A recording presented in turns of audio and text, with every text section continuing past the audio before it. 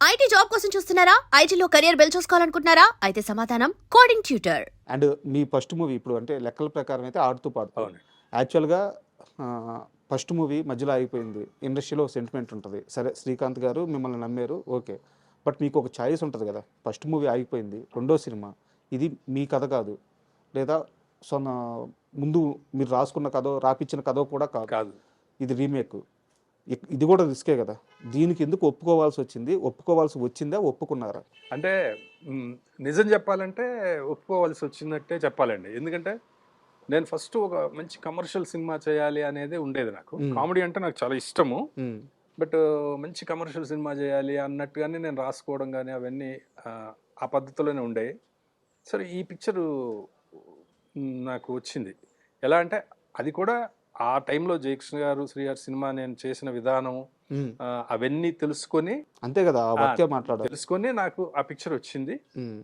నిజం చెప్పాలంటే అసలు వాళ్ళని చాలా గొప్పగా అనుకోవాలి. నేను ఒక సినిమా ఆగిపోయిన తర్వాత ఒక కొత్త డైరెక్టర్కి వాళ్ళు రిస్క్ చేసి, హీరో శ్రీకాంత్ కానీ ప్రొడ్యూసర్ గారు సివి రెడ్డి గారు కానీ ఒక రిస్క్ చేసి ఇస్తున్నట్టే నాకు. అది ఇంకా ఎక్కువ గొప్ప విషయం అని నాకు అనిపిస్తుంది. వాళ్ళు సినిమా చూసినప్పుడు నిజానికి నాకు ఆ సినిమా చూసినప్పుడు నాకు 100% నాకు నచ్చలేదండి. కొన్ని పోర్షన్స్ బాగున్నాయి, కామెడీ కొంత బాగుంది, కానీ నాకు మళ్ళీ కొంచెం డిసప్పాయింట్ అయ్యా. ఈ సినిమా చేసి ఇప్పుడు ఈ సినిమాతో ఫస్ట్ పిక్చర్గా మనం బయటకు వెళ్ళి ఏం చేయగలను అని చెప్పి, నేను బడ్జెట్ కూడా బాగా తక్కువ, ఇవన్నిటితో నేను ఏం చేయగలను అని చెప్పి అనుకుంటూ ఉన్నాను. చేస్తానని చెప్పాను, కానీ లోపల మాత్రం కొంచెం బాగా సంశయంగానే ఉండేది. ఇప్పుడు మా నాన్నగారు ఒకటి చెప్పారు, ఓకే అన్నీ వడ్డించిన విస్తరలాగా అందరికీ రాదు, ఆల్రెడీ ఒక పిక్చరు ఆగిపోయింది. అసలు నిన్ను సినిమా చేయమని వాళ్ళు అడగడమే గొప్ప, నువ్వు వెళ్ళి అడగట్లేదు. వాళ్ళు నిన్ను సినిమా చేయమని అడగడమే గొప్ప. నువ్వే చెప్పేవాడివి కదా మీ గురువుగారి గురించి, అంతా ఏ ఉన్నా లేకపోయినా ఆయన చేస్తారు అని చెప్పి నువ్వే చాలాసార్లు చెప్పావు కదా. నువ్వెందుకు చేయకూడదు అలాగా? నువ్వేం అడగాలి వాళ్ళని? నీకేంటి అంటే 100% అది యాస్టీజ్ సినిమా చేస్తే ఇక్కడ ఆడదు అని కదా నువ్వు అనేది. నువ్వు అది కన్విన్స్ చేయి వాళ్ళని, ఇదిగోండి నాకు స్క్రిప్ట్ ఫ్రీడమ్ కావాలి, ఇది చేస్తాను, నేను అనుకున్నట్టు చేస్తాను, మార్పులు చేర్పులు చేస్తాను అని నువ్వు కన్విన్స్ చేయి. అసలు కన్విన్స్ చేస్తే వాళ్ళు కన్విన్స్ అవ్వకపోతే కదా నువ్వు బాధపడాలి. ఓకే నీకు బడ్జెట్ లేదు, బట్ గొప్ప సినిమాలు అన్నీ కూడా పెద్ద బడ్జెట్తో తీసిన సినిమాలేనా? కాదని నువ్వే చెప్పావు కదా. తలంబ్రాలు అనే సినిమా ఇంత చిన్న బడ్జెట్లో చేశారు, తరంగిణి అనే సినిమా ఇంత చిన్న బడ్జెట్లో చేశారు, మీ గురుగారు చెప్తుంటారు, నువ్వే చెప్పావు కదా.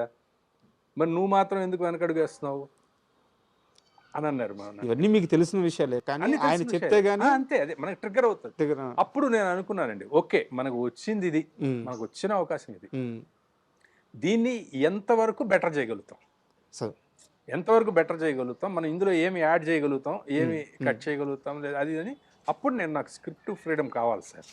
అంటే అది రీమేక్ కాబట్టి యాస్టీజ్గా అలాగే తీయమని అడగకుండా, నేను డెఫినెట్గా నా లైఫ్ కోసమైనా నేను చేస్తాను కదా, బాగా చేస్తాను, నేను బెటర్మెంట్స్ చేస్తాను సార్, దీనికి సంబంధించిన కొన్ని నేను అనుకున్నాను అని అంటే వాళ్ళు ఫ్రీడమ్ ఇచ్చారు. ఓకే, అప్పుడు నేను చేశాను. బడ్జెట్ అనేది పెద్ద బడ్జెట్ లేదు, కానీ నాకున్నది ఏంటి అందులో స్ట్రెంగ్త్ ఏంటంటే ఆర్టిస్టులు ఉన్నారు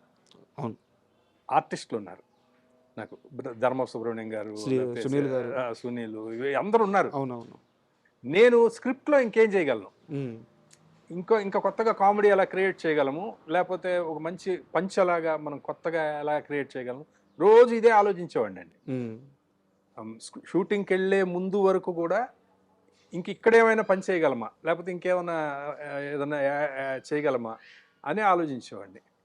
అలాగా సినిమా తర్వాత అది హిట్ అయిందండి. నాకు ఆ సినిమాలో బాగా అద్భుతంగా అనిపించేది అంటే, సినిమా అంతా బాగుంటుంది, సూపర్ హిట్, బాగా నవ్వుకోవచ్చు, అంతా ఓకే. నాకు బాగా నచ్చింది ఏంటంటే సునీల్ గారి క్యారెక్టర్. అంటే 2001 నువ్వు నాకు నచ్చావు అనుకుంటాను.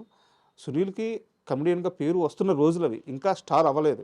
బట్ మీ సినిమాలో సునీల్ మేనరిజమ్స్ ఉంటాయి కదా, ఆ సౌండింగ్స్ కానీ, ఆ బాడీ తిప్పడం కానీ, ఆడుతూ పాడుతూ దగ్గర నుంచి బాగా హైలైట్ అయింది, అక్కడ బాగా రిజిస్టర్ అయింది.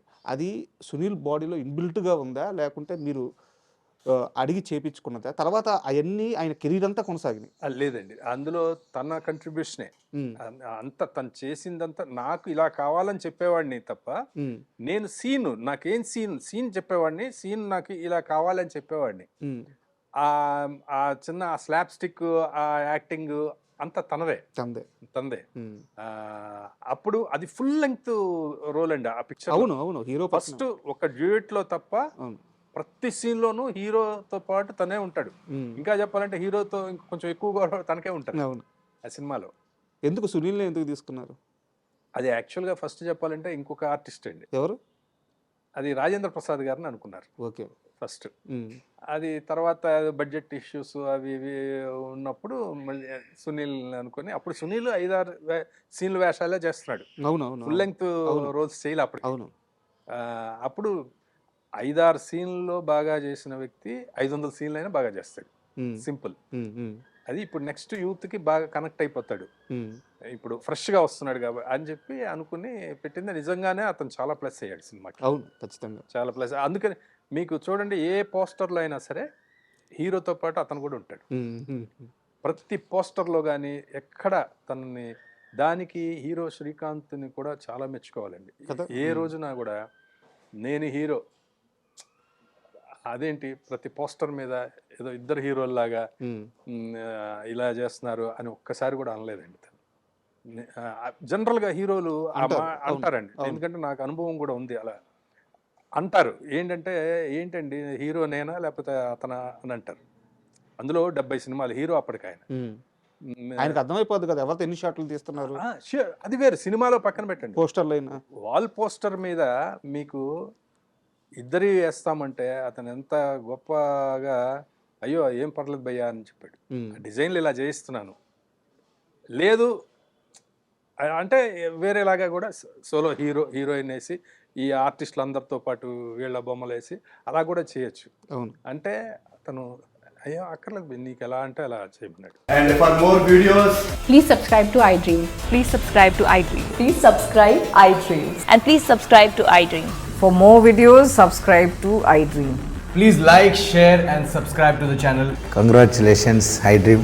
Subscribe to iDream. Subscribe to iDream. So subscribe to iDream Media. iDream team andarki huge congratulations. Please subscribe iDream Media. Please subscribe to iDream. Subscribe iDream. Please subscribe to iDream. iDream అంటే నా కళల ఛానల్ను subscribe చేసుకున్న నోరు తిరుగుతలేదు, మీరైతే గంట గుర్తు కొట్టండి. For more such videos, please subscribe to iDream. Subscribe to iDream. Please subscribe to iDream. Please subscribe iDream Media. Please do subscribe to iDream. Please subscribe to iDream Media. For best entertainment and information, please subscribe iDream. And don't forget to subscribe to iDream.